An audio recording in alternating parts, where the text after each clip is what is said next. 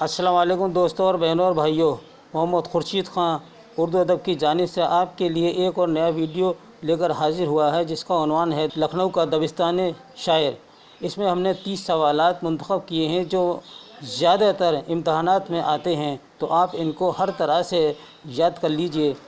آپ سے درخواست ہے کہ ہر ویڈیو کو لائک کریں اور شیئر کریں اور سبسکرائب کریں۔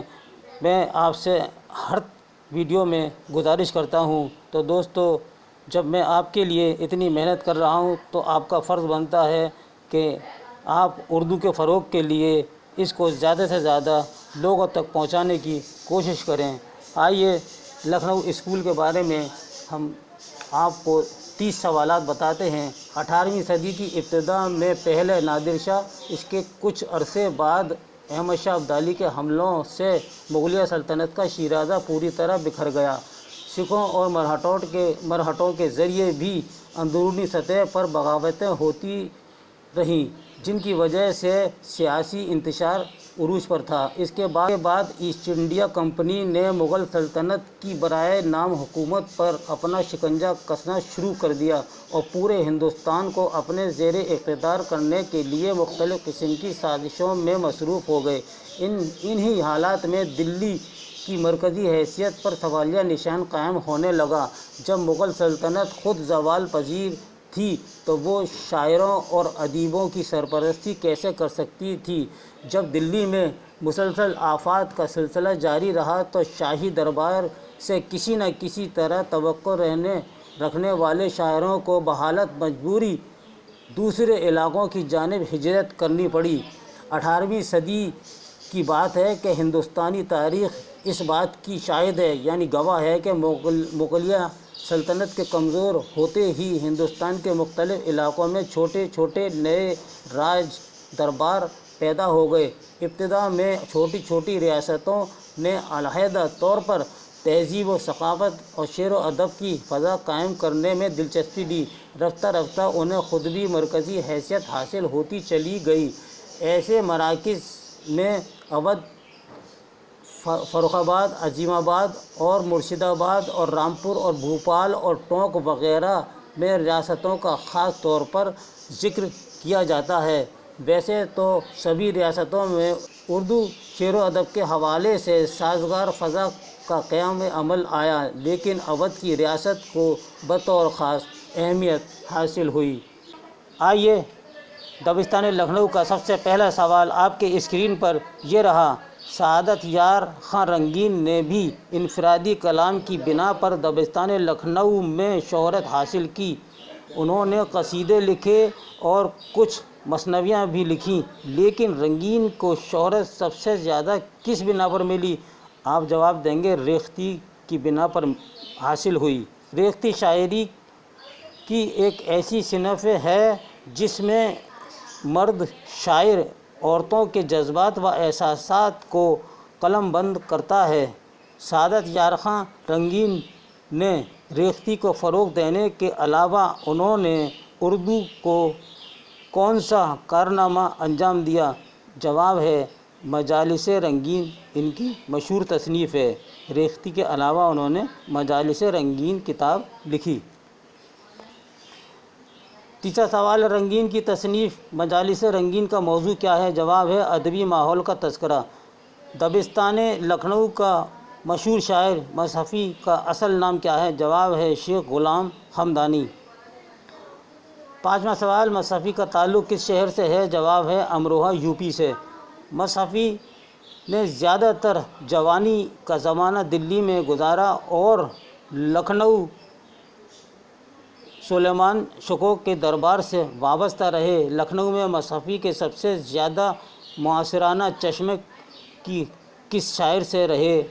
جواب ہے انشا اللہ خان انشا۔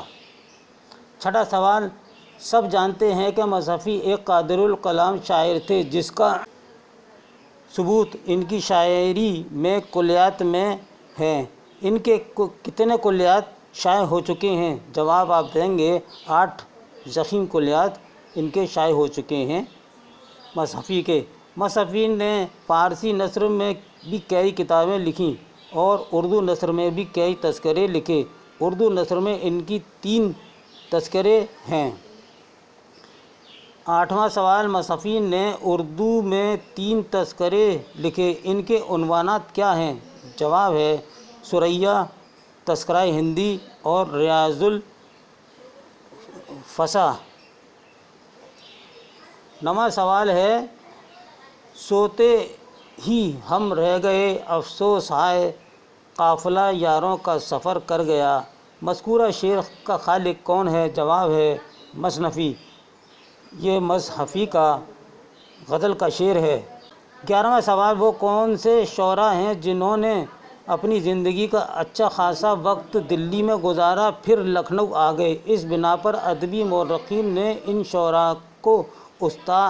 शोरा का शुमार दिल्ली और लखनऊ दोनों दबिस्तानों के हवाले से करते हैं। यानी मौरख़ीन जो हैं इन तमाम शोरा का ख़्याल जो है दबिस्तान दिल्ली और लखनऊ के हवाले से करते हैं। इन शायरों के नाम क्या हैं? जवाब है मीर हसन, जुर्रात, इंशा और मसफ़ी। नासिक का असल नाम क्या है? जवाब है शेख इमाम बख्श। 13वां सवाल, नासिक कहाँ पैदा हुए? जवाब है फैज़ाबाद में। 14वां सवाल, दबिस्तान लखनऊ का जिक्र आते ही सबसे पहले नासिक और आतिश का नाम जहन में आता है। उन्हें 2 शायरों की बदौलत लखनऊ स्कूल की शायरी मौजू और पेशकश की बिना पर दबिस्तान दिल्ली से अपना इम्तियाज़ कायम करती है। इस ज़मन में सबसे ज़्यादा कारनामों की अहमियत किसको हासिल हुई? जवाब है नासिक को। 15वां सवाल, नासिक ने बहुत जल्द शायरी में अपनी पहचान बना ली और लखनऊ के अहम शायरों में शुमार किए जाने लगे। उन्होंने काफ़ी दिनों तक दरबार से अपना रिश्ता नहीं जोड़ा। चूँकि चारों तरफ वही माहौल था, इसलिए वो ज़्यादा दिनों तक अपने आप को दरबारी शायर से अलहदगी नहीं कर पाए और लखनऊ के सुल्तान गाज़ी उद्दीन हैदर ने नासिक को मुल्कुल शोरा का खिताब देना चाहा तो नासिक ने ये खिताब लेने से मजबूर कर दिया कि नासिक ने कहा, इतने छोटे बादशाह का दिया हुआ लक़ब मैं लेकर क्या करूँगा। अगर ये सवाल आता है कि नासिक ने मुल्कुल शोरा का खिताब लेने से क्यों मना किया, तो जवाब देंगे नासिक ने इतने छोटे बादशाह का दिया हुआ लक़ब इनकार कर दिया। अगला सवाल है 16वां, दबिस्तान लखनऊ का वो कौन सा शायर है जिसके अंदर खुददारी और अना पसंदी गज़ब की थी? वो हैं नासिक। नासिक बहुत खुददार थे और कभी किसी की शान में कोई कसीदा नहीं लिखा। वो कौन सा दबिस्तान लखनऊ का शायर है जिसने बादशाह की मदह में कोई कसीदा नहीं लिखा? जवाब है नासिक। 18वां सवाल, उर्दू शायरी में नासिक के कितने दीवान हैं? तो हम जवाब देंगे दीवान हैं इनके 3। 19वां सवाल, नासिक ने एक मसनवी भी लिखी, इस मसनवी का उन्वान क्या है? जवाब है सिराज नज़म। 20वां सवाल, मसनवी सिराज नज़म का मौजू क्या है? जवाब देंगे मजहबी मौजू है इसका। सवाल, लखनऊ स्कूल के अहम शोरा में सबसे ज़्यादा किस शायर का नाम आता है? जवाब है ख्वाजा हैदर अली आतिश का। 22वां सवाल, आतिश किस मोअज़्ज़िज़ घराने में पैदा हुए? जवाब है सूफ़ी घराने में। वो सूफ़ी घराने में पैदा हुए और सूफ़ी शायर थे। दबिस्तान लखनऊ का वो कौन सा शायर है जिसकी शायरी में तसव्वुफ़ और अखलाक़ी मसाइल का ज़िक्र बार बार मिलता है? जवाब है आतिश। 24वां सवाल, ज़मीन चमन गुल खिलाती है, क्या क्या बदलता है रंग आसमां कैसे कैसे, बुत खाने खोद डालिए, मस्जिद को न ढाइए, दिल को न तोड़िए, खुदा का मकाम है। मज़कूरा अशार किस शायर से माखूज़ हैं? जवाब देंगे ख्वाजा हैदर अली आतिश। ये अशार आप याद कर लीजिए।